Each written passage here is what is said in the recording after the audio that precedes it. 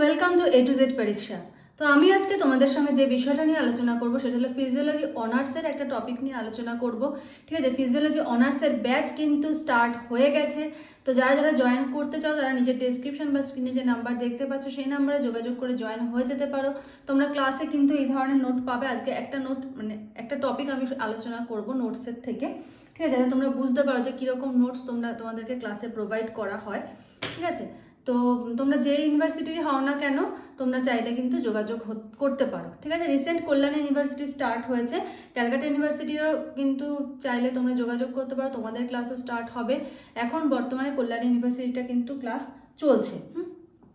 আচ্ছা, তো দেরি করব না, দেরি না করে আজকের ক্লাসটা আলোচনা করব। আজকে তোমাদের করানো হবে হলো ফিজিওলজি অফ ব্রিদিং। ঠিক আছে, দেখতে পাচ্ছ ফিজিওলজি অফ ব্রিদিং সেমিস্টার 1-এ কিন্তু রয়েছে এটা। তো ফিজিওলজি অফ ব্রিদিং এর মধ্যে কি কি পড়তে হবে, কোন কোন পয়েন্টগুলো তোমাদের মনে রাখতে হবে, চলো এবার দেখে নিই। দেখো, আজকে আমরা যে বিষয়টা নিয়ে পড়বো সেটা হলো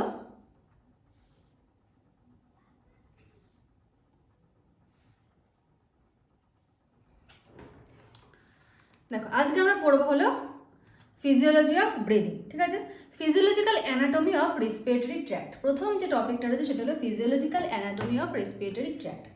দেখো কি বলছে, the chief organ of the respiratory system are right and left lungs. তাহলে প্রধান যে অঙ্গ রেসপিরেটরি সিস্টেমে সেটা কি রাইট, ডান এবং বাম। ঠিক আছে, ফুসফুস, ডান এবং বাম ফুসফুস। প্রত্যেকটা নোট কিন্তু তোমাদের এক্সপ্লেনেশন করে কিন্তু ক্লাসে বুঝিয়ে দেওয়া হবে এবং সিলেবাসের প্রত্যেকটা টপিকের নোটস কিন্তু তোমাদের দিয়ে দেওয়া হবে। বই খুঁজতে হবে না, আজকের নোটটা দেখলেই তোমরা বুঝতে পারবে কত সুন্দরভাবে নোটটা তৈরি করা হয়েছে। সমস্ত বই ঘেটে তোমাদেরকে কিন্তু বই খুঁজতে হবে না, কারণ যেহেতু সেমিস্টার সিস্টেম কয়েকদিন বাদেই এক্সাম, তো এখন বই খুঁজে পড়ার মতো কিন্তু সময় নেই। ঠিক আছে, এখন যেটা কি তৈরি জিনিস ভালো করে পড়তে হবে আর পরীক্ষাতে কিন্তু নাম্বার খুব ভালো করে পেতে হবে। তো দেখো বলছে, the oxygen content in the atmospheric air reaches the lung by passing through a series of respiratory passages which also serve for removal of CO2 from the alveoli to the atmosphere. তো ফুসফুস থেকে কি হয়, এই ধরো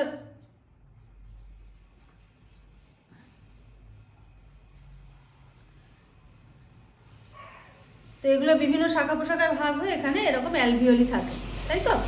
এবার এই যে অ্যালভিওলিগুলো থাকে এখানে কি হচ্ছে, O2 আর CO2, O2 আর CO2 এদের এক্সচেঞ্জ ঘটছে। তো এই এখানে এটাকে ইন্ট্রোডাকশন দেওয়া হয়েছে কি ঘটনা ঘটে।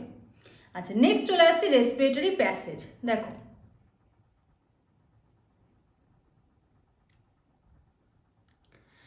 Respiratory passage. রেসপিরেটরি প্যাসেজে কি বলছে, respiratory passages include the following structure. কি কি স্ট্রাকচার? প্রথম যেটা আছে সেটা হলো কি নোজ। বলছে হিউম্যানস হ্যাভ এক্সটেরিয়র নস্ট্রিল, মানে বাইরের দিকে যে নাকের দুটো ফুটো বা গ্যাপ যেটা রয়েছে আর কি, সেটাকে বলা হচ্ছে কি exterior nostril, which are divided by a framework of cartilaginous structure. ঠিক আছে, কার্টিলেজের একটা স্ট্রাকচার থাকে, এই দুটো নাকের মিডিলে একটা কার্টিলেজের স্ট্রাকচার থাকে, যেটাকে কি বলা হচ্ছে সেপ্টাম। এই যে টার্মগুলো যেগুলো পরীক্ষায় মনে রাখতে হবে একটা সেন্টেন্স ক্রিয়েট করার জন্য, এই প্রত্যেকটা টার্ম কিন্তু হাইলাইট করে দেওয়া আছে যাতে তোমরা খুব সহজে কিন্তু এগুলো মনে রাখতে পারো। This is the structure that separates the right nostril from the left nostril. Right nostril K left nostril থেকে সেপারেট করছে কে সেপ্টাম। নেক্সট কি বলছে, teeny hair follicles that cover the interior lining of nostrils act as the body's first line of defense against foreign pathogen. তো এই যে নাকের ভিতরে কি হচ্ছে, দেখো এই যে এই জায়গাটা ছবিটা একটু জুম করে দেখাই,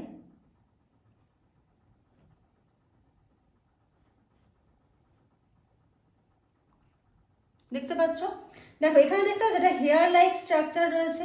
এগুলোতে কি হচ্ছে, ফরেন পার্টিকেল যেগুলো বিভিন্ন ভাইরাস বিভিন্ন ব্যাকটেরিয়া যেগুলো আমাদের নাকের মাধ্যমে বায়ুর মাধ্যমে প্রবেশ করছে, এগুলো এখানে কিন্তু বাধা পড়ে যাচ্ছে। তারপরে এখান থেকে তখন নেজাল ক্যাভিটি, এখান থেকে এটা এখানে চলে যাচ্ছে।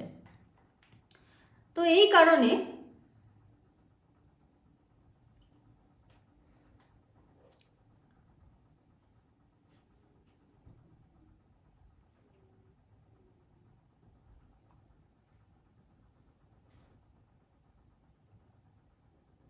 ঠিক আছে, তো এই কারণে কি বলা হচ্ছে যে ফার্স্ট লাইন অফ ডিফেন্স, প্রথম সারির একটা ডিফেন্স মেকানিজম ক্রিয়েট করছে কে? এই কিন্তু যে টিনি হেয়ার ফলিকলগুলো রয়েছে নাকের মধ্যে সেগুলো। Furthermore they provide additional humidity for inhaled air, মানে যে এয়ারটাকে আমরা ইনহেল করছি সেটার হিউমিডিটি মানে আর্দ্রতা সেটাকে ব্যালেন্স করছে। নেক্সট কি? The nasal cavities warm up the air to the body temperature, মানে আমাদের যে বডি টেম্পারেচার যত, হ্যাঁ, বডি টেম্পারেচারের সঙ্গে body temperature equal to inhaled air temperature, এই দুটোকে ইকুয়াল জায়গায় কে নিয়ে আসছে? এই কাজটা কিন্তু এই নেজাল ক্যাভিটি মানে তোমাদের এই জায়গাটাতে কিন্তু এই কাজটা হচ্ছে। তো বোঝা গেল নোজ। এটা সম্বন্ধে যদি কারো কোনো অসুবিধা থাকে অবশ্যই কমেন্ট সেকশনে জানাবে, ঠিক আছে? তো চলো পরের পার্টটা দেখি। আচ্ছা, এবারে আসছে দেখো ফ্যারিংস, ঠিক আছে? এবারে আসছে কি? ফ্যারিংস। বলছে from above downward the pharynx is divided into nasopharynx, oropharynx, laryngopharynx. মানে ফ্যারিংস সম্বন্ধে লিখতে গেলে তোমাদের যে টার্মগুলো লিখতেই হবে সেইগুলো কিন্তু এখানে হাইলাইট করে দাও যাতে খুব সহজে এগুলো মনে থাকে। Air from nasal cavities enter the nasopharynx, then passes down through the oropharynx and then laryngopharynx to larynx. From the mouth the air can directly pass to oropharynx. এবার দেখো এখানে এই যে ছবিটা দেখতে পাচ্ছ, এই ছবিটা খুব ভালো করে দেখো। এই যে ন্যাসোফ্যারিংস প্রথমে, তারপরে আসছে ওরোফ্যারিংস, তারপরে আসছে ল্যারিঞ্জোফ্যারিংস, ঠিক আছে? হাইপোফ্যারিংস যেটাকে বলা হয়েছে। তো এগুলো হলো কিন্তু ফ্যারিংসের ভাগ, তারপরে গিয়ে শুরু হয়ে যাচ্ছে কিন্তু এই যে ল্যারিংস পার্ট, দেখতে পেয়েছো? তাহলে এই যে টার্ম কটা, এই টার্ম কটা কিন্তু খুব ভালো করে মনে রাখবে। হাইলাইট করাই আছে, আমি আর দাগালাম না। নেক্সট আসছে ল্যারিংস। বলে যে it is continuous above with laryngopharynx and below with trachea. তাহলে এই যে ল্যারিংসের ওপরে কি রয়েছে? ল্যারিংসের ওপরে রয়েছে হলো এই ল্যারিঞ্জোফ্যারিংস, এই যেখানে একটা লেখা আছে ল্যারিঞ্জোফ্যারিংস, আর নিচে কি রয়েছে? নিচে কিন্তু রয়েছে trachea. The air passes through the glottis, গ্লটিসের মধ্যে দিয়ে যাচ্ছে the triangular space between vocal cord into the trachea. Apart from being a respiratory passage the larynx also act as vocal box, মানে ভোকাল কর্ডটা কিন্তু এই ল্যারিংসের এখানে রয়েছে। ছবিটা একটু দেখে নাও, আমি একটু জুম করে দেখাচ্ছি। দেখো এখানে যে ছবিটা দিয়েছে এই জায়গাটাতে রয়েছে কিন্তু ল্যারিংস, ঠিক আছে? এখানটা গ্লটিস, হ্যাঁ, সুপ্রাগ্লটিস, সাবগ্লটিস, এখানে এগুলো পয়েন্ট করা, মানে ল্যারিংস কোন পোর্শনটা এটা একটু ভালো করে মাথায় সেট করে নাও। আচ্ছা, নেক্সট এবারে আসছে হলো ট্র্যাকিও ব্রঙ্কিয়াল ট্রি। নোটটা কেমন লাগছে অবশ্যই কিন্তু কমেন্ট সেকশনে জানাবে। যদি ভালো লেগে থাকে অবশ্যই একটা লাইক করে দিও, আর কমেন্ট করে জানিও যে তোমাদের আর কি কি প্রয়োজন বা কি কি সমস্যা হচ্ছে। আর ক্লাসে যদি কেউ জয়েন করতে চাও তাহলে কিন্তু তোমরা ক্লাসে জয়েন করতে পারো, তোমাদের বই খুঁজতে হবে না। বারবার একটা কথাই বলছি, কারণ অনার্স পড়তে গেলে কিন্তু একটা বইতে কিছু হয় না, অনেকগুলো বই কিন্তু তোমাদের পড়তে হয়, সব জায়গা থেকে বেস্টটাকে নিয়ে কিন্তু একটা নোট প্রিপেয়ার করতে হয়। তো সেই কাজটা আমি করে দিচ্ছি, তোমরা শুধু পড়বে, তোমাদের কাজ কিন্তু শুধু পড়া, পড়ে পরীক্ষা দাও, ঠিক আছে? তো জয়েন করতে চাও যে ইউনিভার্সিটি হও না কেন তোমরা চাইলে ক্লাসে জয়েন হয়ে যেতে পারো। আর তোমাদের কিন্তু পাসের ক্লাসও চলছে, পাসের জুলজি আর বোটানি এই দুটো ক্লাসও কিন্তু চলছে, সেই ক্লাসও যদি তোমরা জয়েন হতে চাও তোমরা জয়েন হয়ে যেতে পারো। তো চলো এবার নেক্সট পার্টটা দেখে নিই। দেখো ট্র্যাকিও ব্রঙ্কিয়াল ট্রি, ঠিক আছে? ছবিটা দেখতে পেয়েছো, একদম গাছের শাখা প্রশাখার মতো। দেখো ট্র্যাকিও ব্রঙ্কিয়াল ট্রি বলছে trachea and bronchia together called tracheobronchial tree. বোঝাই যাচ্ছে ট্র্যাকিও ব্রঙ্কিয়ালের মধ্যে দুটো ভাগ রয়েছে, trachea plus bronchiole. It forms a part of air passage components of tracheobronchial tree. কি রয়েছে? এক নম্বর বলেছে trachea bifurcate into two main or primary bronchi called right and left bronchi. তাহলে ট্র্যাকিয়া দুটো ভাগে ভাগ হয়ে যাচ্ছে। কি কি? একটা রাইট ব্রঙ্কি, একটা লেফট ব্রঙ্কি, যেগুলোকে আমরা কি বলছি? প্রাইমারি ব্রঙ্কি, ঠিক আছে? যেটাকে বলা হচ্ছে হলো এই যে primary bronchi. Next, each primary bronchus enter the lungs and divide into secondary bronchi, ঠিক আছে? প্রাইমারি ব্রঙ্কিগুলো আবার কিসে ভাগ হয়ে যাচ্ছে? সেকেন্ডারি ব্রঙ্কিতে। Secondary bronchi divide into tertiary, সেকেন্ডারি থেকে কিন্তু হচ্ছে tertiary. In right lung there are 10, right লাংয়ে কতগুলো আছে? 10টা রয়েছে tertiary bronchi, and left lung there are 8, ঠিক আছে? বাদিকে রয়েছে হলো 8টা। Tertiary bronchi divide several times with reduction in length and diameter. এবার টার্সিয়ারি ব্রঙ্কিটা আরো অনেক ভাগ হয়ে গেছে, কিন্তু যখন ভাগ হয়েছে তখন দেখো এই লেন্থগুলো কিন্তু মানে খুব ছোট ছোট হয়ে গেছে আর কি, যে শাখা প্রশাখায় বিভক্ত হচ্ছে ওগুলোর ডায়ামিটারও ছোট হয়ে গেছে, আবার সরু সরু হয়ে গেছে আর কি, এটাই বলা হয়েছে diameter and into many generations of the bronchi. দেখো যে 16th জেনারেশন এখানে বলে দেওয়া হয়েছে, বিভিন্ন জেনারেশনে আরও ডিভাইড কিন্তু এটা হয়ে গেছে। আচ্ছা এখানে দেখো ছবিটা দিয়েছি, এক্সামে যখন এই প্রশ্নগুলো আসবে না ছবি কিন্তু মাস্ট। ফিজিওলজিতে যদি স্কোর করতে হয় বা বায়োলজির কোনো সাবজেক্টে যদি স্কোর করতে হয়, যেখানে যেখানে ছবি দেওয়া যায় সেখানে সেখানে কিন্তু তোমাদের ছবি দিয়ে কিন্তু লেখা প্র্যাকটিস করতে হবে। তো ফিজিওলজির নোটের ক্ষেত্রে একটা কথা বলে রাখি, আমার তৈরি করা ফিজিওলজির নোট পড়ে কিন্তু WBCS গ্রুপ এ এবছর ক্র্যাক করেছে আমারই দুজন স্টুডেন্ট, ঠিক আছে। এটা খুবই আনন্দের খবর একটা, তোমাদের সঙ্গে শেয়ার করছি। তো সুতরাং এই নোটটার স্ট্যান্ডার্ডিটি কতটা, বা আমার তৈরি করা নোট কতটা স্ট্যান্ডার্ডিটি রয়েছে সেটা তোমরা বুঝতেই পারছো, কারণ গ্রুপ এ মতো একটা পরীক্ষা একজন গ্রুপ বিতে পেয়েছে ডিএসপি, আর একজন গ্রুপ এতে পেয়েছে। তো এই যে বড় বড় দুটো পরীক্ষা ক্র্যাক করা কিন্তু মুখের কথা নয়, তো সেরকমভাবে লেখা রিপ্রেজেন্ট করলে তবেই কিন্তু স্কোরটা আসে, ঠিক আছে। তো এই নোট পড়ে তোমরা যে অনার্সে স্কোর পাবে না এটা কিন্তু ভেবো না, আমার তৈরি করা নোট যদি তোমরা লিখে আসতে পারো তোমরা কিন্তু অনার্সেও কিন্তু স্কোর করতে পারবে। তো চলো নেক্সট বলছে, when the diameter of a bronchiole becomes 1 millimeter or less, 1 millimeter বা তার থেকে যখন কম হয়ে যায় তখন কি করছে, it is called terminal bronchiole। এটাকে তখন কি বলা হচ্ছে, terminal bronchiole। Terminal bronchiole continues or divides into respiratory bronchiole which have a diameter of 0.5 millimeter, যেটা ডায়ামিটার কত রয়েছে 0.5 millimeter।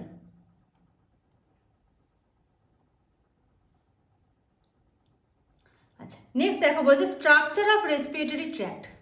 এবার এই যে রেসপিরেটরি ট্র্যাক্ট যেটা আসলো আর কি, ভাগ হয়ে গেল, এটার স্ট্রাকচারটা কি বলেছে দেখো, বলছে respiratory unit starts from the respiratory bronchiole, each respiratory bronchiole divides into alveolar duct. ভালো করে মনে রাখবে, রেসপিরেটরি ব্রঙ্কিওল প্রথমে কি আসছে, এক নম্বরে রয়েছে হলো রেসপিরেটরি ব্রঙ্কিওল, এটা কিসে ডিভাইড হয়ে যাচ্ছে, অ্যালভিওলার ডাক্টে, তাহলে অ্যালভিওলার ডাক্টটা কি আমার 2 নাম্বার। এবার প্রত্যেকটা অ্যালভিওলার ডাক্ট কি হচ্ছে, each alveolar duct enters and enlarge structure called the alveolar sac. এবার অ্যালভিওলার যে ডাক্ট এটা এন্টার করছে অ্যান্ড এনলার্জ স্ট্রাকচার যেটা সাথে বলা হচ্ছে কি অ্যালভিওলার স্যাক, এটা হলো 3 নম্বরে পেলাম। নেক্সট বলেছে space inside the alveolar sac is called antrum. এবার এই অ্যালভিওলার যে স্যাক বা থলি, এই থলির ভেতরে যে স্পেসটা সেটাকে কি বলা হচ্ছে, antrum. Alveolar sac consists of a cluster of alveoli. Few alveoli are present in the wall of alveolar duct also. Thus respiratory unit includes, তাহলে এখানে দেখো পরপর রয়েছে respiratory bronchiole, alveolar duct, alveolar sac, antrum আর হলো alveoli. Each alveoli is like a pouch with a diameter of about 0.2 to 0.5 millimeter. It is lined by epithelial cell. এখানে কি রয়েছে, এই যে অ্যালভিওলিগুলোর এখানে কোন কোষ দেখতে পাওয়া যায়, এপিথেলিয়াল কোষ বা এপিথেলিয়াল সেল কিন্তু দেখতে পাওয়া যায়। নেক্সট দেখো রয়েছে মাইক্রোস্কোপিক স্ট্রাকচার অফ অ্যালভিওলাস। এখানে একটা ছবিও তোমরা দেখতে পাচ্ছ, অ্যালভিওলের কিন্তু একটা ছবি এখানে দেওয়া রয়েছে। মাইক্রোস্কোপিক স্ট্রাকচারে কি বলেছে দেখো, বলেছে each alveolus is lined by 2 types of epithelial cell. এখানে 2 ধরনের কিন্তু এপিথেলিয়াল সেল দেখতে পাওয়া যায়। কি কি, একটা হলো টাইপ 1 আর একটা টাইপ 2। টাইপ 1 এ কি বলেছে, type 1 cells are flat cells with large cytoplasmic extension and are primary lining cell. Type 1 alveolar, আচ্ছা ছবিটা দেখো, ছবিটা তো পড়া আছে, একটু ডিসক্রাইব করে নিই তারপরে আবার দেখাচ্ছি। দেখো বলেছে alveolar cells are squamous epithelial cells forming about 95% of the total number of cell. যত কোষ রয়েছে তার মধ্যে 95% কিন্তু রয়েছে এই টাইপ 1 সেল। আর এখানে কি দেখা যায়, স্কোয়ামাস এপিথেলিয়াল সেল, এটা কিন্তু মনে রাখবে। This cells form the site of gaseous exchange between alveolus and blood. তাহলে এই যে অ্যালভিওলি রয়েছে আর ব্লাড রয়েছে এদের মধ্যে যে O2 আর CO2 এর এক্সচেঞ্জ ঘটছে সেটা কোথায়, কোন কোষের দ্বারা ঘটছে, টাইপ 1। টাইপ 2 দেখো বলেছে কি type 2 cells or granular pneumocytes are thicker and contain numerous lamellar inclusion bodies. These cells secrete surfactant. Type 2 alveolar cells are cuboidal in nature and form about 5% of the alveolar cells. বোঝা যাচ্ছে type 1 যখন 95% তখন type 2 কি, type 2 কিন্তু 5%ই হবে। These cells are also called granular pneumocyte. তো বললামই প্রথমে type 2 alveolar cells secrete alveolar fluid and surfactant, একই জিনিসই লেখা রয়েছে। আচ্ছা, the alveolar wall also contain, এবার alveolar wall-এ কি কি কন্টেন্ট করছে দেখো, বলেছে other special type of epithelial cells, কি রয়েছে এক নম্বরে রয়েছে হলো আদার স্পেশাল টাইপস অফ, আরও অন্যান্য ধরনের এপিথেলিয়াল কোষ। Next pulmonary alveolar macrophages, PAM, pulmonary alveolar macrophages which are active phagocytic cell, এগুলো কি খুব সক্রিয় ফ্যাগোসাইটিক সেল। নেক্সট লিম্ফোসাইট দেখা যায়, plasma cells which form and secrete immunoglobulin, কি দেখা যাচ্ছে প্লাজমা সেল দেখা যাচ্ছে যেটা সিক্রেট করছে কি বিভিন্ন ইমিউনোগ্লোবিউলিন। আচ্ছা, amine precursor uptake and decarboxylation, APUD cells which store and secrete many biologically active peptides. Example দেখো ভ্যাসো অ্যাক্টিভ ইন্টেস্টিনাল পেপটাইড বা VIP, ঠিক আছে, ভিআইপি ব্যক্তি আমরা বলি না, বিশাল বড় ভিআইপি উনি এরকম, তো সেই ভিআইপির ফুল ফর্ম কি ভ্যাসো অ্যাক্টিভ ইন্টেস্টিনাল পেপটাইড, যাই হোক, অ্যান্ড সাবস্টেন্স P, ঠিক আছে। মাস্ট সেল দেখো কি বলেছে, mast cells which contain heparin, various lipid, histamine and various proteases that participate in allergic reaction. তাহলে এই যে বিভিন্ন অ্যালার্জিক যে রিয়াকশানে, এই অ্যালার্জিক রিয়াকশনের জন্য কোন কোষগুলো সাহায্য করছে, মাস্ট কোষ। মাস্ট কোষে কি কন্টেন্ট করছে, heparin, various lipid, histamine, various proteases etcetera. আচ্ছা, communication between the two alveoli occurs through a small pore, এবার দুটো অ্যালভিওলির মধ্যে যে একটা যোগাযোগ, এটা একটা স্মল পোরের মাধ্যমে হয়, যেটাকে বলা হচ্ছে কি পোর্স অফ কোন, ঠিক আছে, এটাকে বলা হচ্ছে পোর্স অফ কোন। এই যে রেড কালার দিয়ে যে হাইলাইটেড ওয়ার্ডগুলো রয়েছে, এইগুলো কিন্তু তোমার হলো মানে মাইন্ড ম্যাপের জন্য কিন্তু হেল্প করবে। এই কি পয়েন্ট যদি মনে থাকে, ধরো তোমার মনে আছে পোর্স অফ কোন, পোর্স অফ কোন মনে থাকলে কিন্তু তুমি এই সেন্টেন্সটাকে নিজের মতো করে কিন্তু লিখে ফেলতে পারবে। একদম লাইন বাই লাইন ধরে ধরে যে মুখস্থ করতে হবে এমন কিন্তু নয়। এই যে পয়েন্টগুলো যেগুলো দেখো হাইলাইট করে দেওয়া আছে, এগুলো তোমাকে মনে রাখতেই হবে। এইগুলো মনে থাকলে প্লাজমা সেল ইমিউনোগ্লোবিউলিন, তার মানে কি লিখতে পারবে এটা থেকে, প্লাজমা সেল সিক্রেট করছে ইমিউনোগ্লোবিউলিন, ঠিক আছে, হয়তো ফর্ম করে গঠন করে এটা লেখার দরকার নেই, সিক্রেট করছে ইমিউনোগ্লোবিউলিন, এটা তোমার মনে পড়ে গেল। তো এই যে কোষটা, এই কোষের নাম কি হলো তাহলে পোর্স অফ কোন। আচ্ছা, নেক্সট আছে দেখো ব্লাড সাপ্লাই, ফুসফুসে ব্লাড সাপ্লাই কখন কিভাবে হয়। দেখো এটা বলার আগে একটা জিনিস আমি বলি, ধরো আমাদের এখানে কি রয়েছে, হার্ট, হার্ট, এবারে হার্টে কি হচ্ছে, হার্টে CO2 যুক্ত রক্ত এন্টার করছে, এন্টার করার পরে সেই CO2 যুক্ত রক্তটা কোথায় বেরিয়ে চলে যাচ্ছে, সেই CO2 যুক্ত রক্ত কিন্তু চলে যাচ্ছে লাংসে, ঠিক আছে। এবারে যখন লাংসে যাচ্ছে, লাংস থেকে কি হচ্ছে O2, CO2 আর O2 এক্সচেঞ্জ করছে, তারপরে অক্সিজেন যুক্ত ব্লাডটা কিন্তু আবার হার্টে ফিরে আসছে। এবার এই যে ব্লাড সাপ্লাই, এই ব্লাড সাপ্লাইটা ফুসফুসে হচ্ছে কিসের মাধ্যমে, এখানে একটা রক্তবাহের মাধ্যমে যাচ্ছে, আবার আরেকটা রক্তবাহ থেকে বেরিয়ে আসছে, এবার কোনটার মাধ্যমে আসছে কোনটার মাধ্যমে যাচ্ছে এই নামটা আমাদের জানতে হবে। তো দেখো এখানে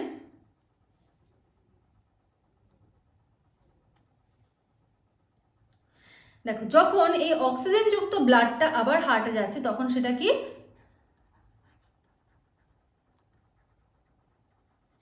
পালমোনারি ভেইন, ঠিক আছে। আর যখন এই হার্ট থেকে CO2 যুক্তটা যখন লাংসে যাচ্ছে তখন সেটা কি হবে, পালমোনারি আর্টারি, ঠিক আছে। তাহলে ফুসফুসীয় ধমনীর মাধ্যমে CO2 যুক্ত রক্ত যাচ্ছে, আর ফুসফুসীয় ভেইনের মাধ্যমে O2 যুক্ত, যেটা আমরা ব্যতিক্রম বলে জানি, তাই তো। তাহলে এই দুটো কিন্তু মনে রাখতে হবে। এবার দেখো ব্লাড সাপ্লাই এবার বুঝতে তোমাদের সুবিধা হবে, বলেছে conducting airway is supplied by systemic blood whereas the respiratory zone of the lung is supplied by deoxygenated blood coming through pulmonary arteries, deoxygenated blood coming through pulmonary arteries to lungs। দেখো pulmonary artery থেকে হার্টের থেকে কোথায় আসছে, লাংসে আসছে। এই প্রসেসটা না বলে তোমরা বুঝতে পারতে না, হার্টের জিনিসটা আমরা ডিটেলসে হার্টের চ্যাপ্টারে আলোচনা করব। আচ্ছা, নেক্সট কি বলেছে, blood is oxygenated in lungs, এবার অক্সিজেনেটেড হচ্ছে এখানে গিয়ে CO2 দিয়ে দিচ্ছে, O2 যুক্ত হয়ে যাচ্ছে, অক্সিজেনেটেড হওয়ার পর কি হচ্ছে, and is return to left atrium, আবার বাম অলিন্দে ফিরে আসছে ভায়া পালমোনারি ভেইন, কিসের মাধ্যমে, পালমোনারি ভেইনের মাধ্যমে কিন্তু এটা আবার ফিরে আসছে, ঠিক আছে। Next Innervation, the walls of the bronchi and bronchioles are innervated by autonomic nervous system. Autonomic nervous system এর কটা ভাগ রয়েছে? দুটো ভাগ। কি কি? অটোনমিক নার্ভাস সিস্টেমের দুটো ভাগ কি কি? একটা হলো সিম্প্যাথেটিক আর একটা হলো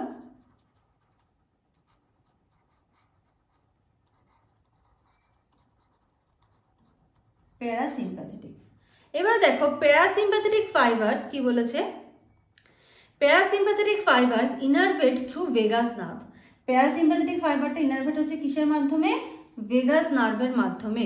দেয়ার stimulation causes cholinergic discharge producing bronchoconstriction, মানে যে ব্রঙ্কিওলগুলো রয়েছে তাদের কনস্ট্রিকশন মানে সংকোচন ঘটছে, অ্যান্ড ইনক্রিজ ব্রঙ্কিয়াল সিক্রেশন। এবার যখনই সংকোচন হচ্ছে তখন সেখান থেকে একটা সিক্রেশন হচ্ছে, ক্ষরণ হচ্ছে। এই ক্ষরণটা কি? ভায়া মাস্কারেনিক রিসেপ্টর। কিসের মাধ্যমে? মাস্কারেনিক রিসেপ্টর। এগুলো কিন্তু ভুলবে না। প্যারাসিম্প্যাথেটিক যা বা পড়া শতাংশ যেটাকে আমরা বলি, প্যারাসিম্প্যাথেটিক ফাইবার ইনারভেট করছে কোন নার্ভের মাধ্যমে? ভেগাস নার্ভের মাধ্যমে। দেয়ার স্টিমুলেশন, এবার এই ভেগাস নার্ভ থেকে যে স্টিমুলেশনটা আসছে সেই স্টিমুলেশন কি করছে? Causes cholinergic discharge. এবার যখনই কোলিনার্জিক একটা ডিসচার্জ হচ্ছে সেটা কি করছে? ব্রঙ্কিও কনস্ট্রিকশন, ব্রঙ্কিওলগুলোর সংকোচন ঘটছে, মানে ব্রঙ্কিওলের যে সমস্ত কোষগুলো রয়েছে তাদের কি হচ্ছে? সংকোচন। এবার কোনো কিছুকে যদি আমরা এরকমভাবে চাপি, জামা কাপড় কি আমরা ধোয়ার পরে এরকমভাবে চাপি তখন কি হয়? জল বেরিয়ে যায়। তো কোষগুলোরও যদি এরকমভাবে সংকোচন হয় তাহলে এখানেও নিশ্চয়ই কিছু সিক্রেশন হবে। কি সিক্রেশন হচ্ছে? সিক্রেশন হচ্ছে কিসের মাধ্যমে? ভায়া মাস্কারেনিক রিসেপ্টর। আচ্ছা সিম্প্যাথেটিক দেখো কি বলেছে, মানে sympathetic nerve supplying the lungs when stimulated causes bronchial dilation। এখানে কিন্তু পুরোটাই উল্টো, মানে বিপরীত। ব্রঙ্কিও ডাইলিটেশন ঘটছে অ্যান্ড ডিক্রিজড ব্রঙ্কিয়াল সিক্রেশন, এবং এক্ষেত্রে কিন্তু ব্রঙ্কিয়াল যে সিক্রেশন সেটাকে হ্রাস ঘটিয়ে দিচ্ছে ভায়া অ্যাড্রিনার্জিক রিসেপ্টর। তাহলে দুটোর মধ্যে ডিফারেন্স বুঝতে পারলে, এখানে কোলিনার্জিক, এখানে কিন্তু অ্যাড্রিনার্জিক রিসেপ্টর। আচ্ছা, predominantly by beta 2 receptor while alpha 1 adrenergic receptors inhibit bronchial secretions. Afferent from the lungs pass through vagus nerve. Afferent from the lungs pass through vagus nerve. Afferent কি? afferent হলো ধরো এখানে কোনো একটা উদ্দীপনা আসলো, ঠিক আছে, বা স্টিমুলাস। কারেন্ট একটু চেঞ্জ করে নিই।